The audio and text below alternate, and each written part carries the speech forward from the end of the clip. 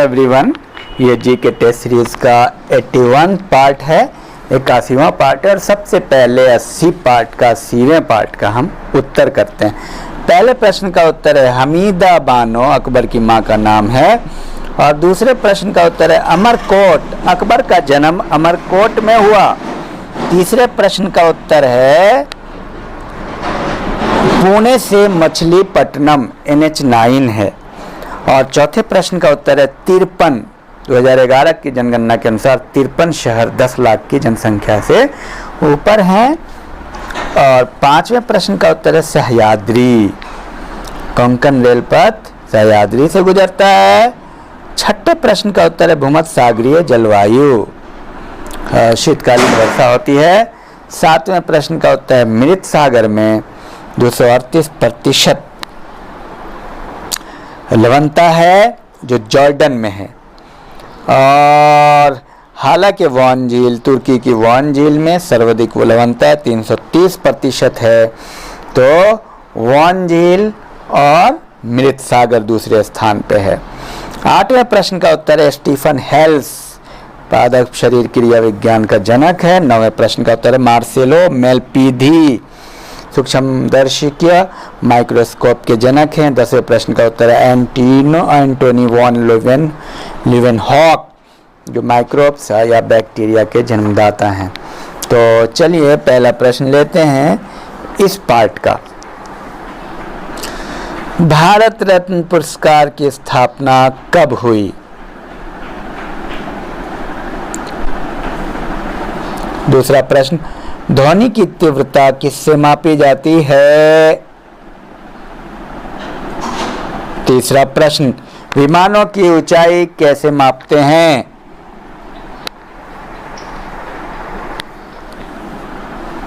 चौथा प्रश्न लावा से बनी चट्टानें क्या कहलाती है?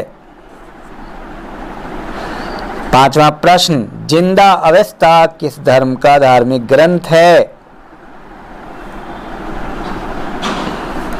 छठा प्रश्न विश्व प्रसिद्ध रॉक गार्डन कहाँ स्थित है?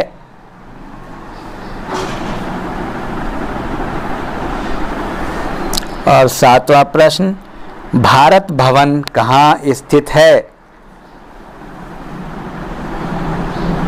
आठवां प्रश्न शालीमार बाग और निशात बाग कहाँ अवस्थित है?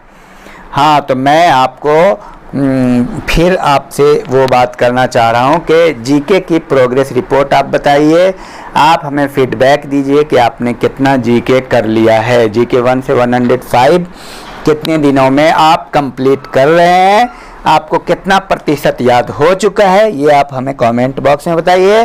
करेंट 1 to 50 आप कितना याद कर लिए हैं।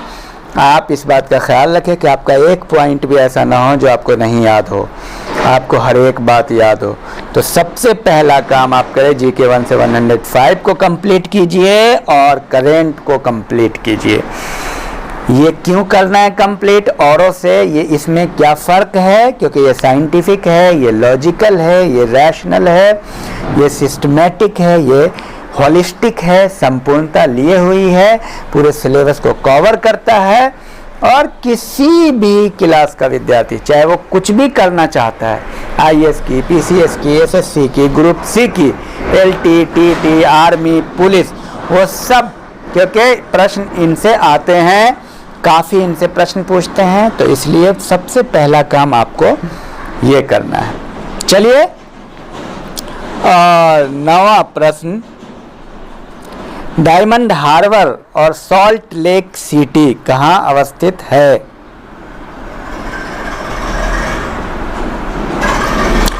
और 10वां प्रश्न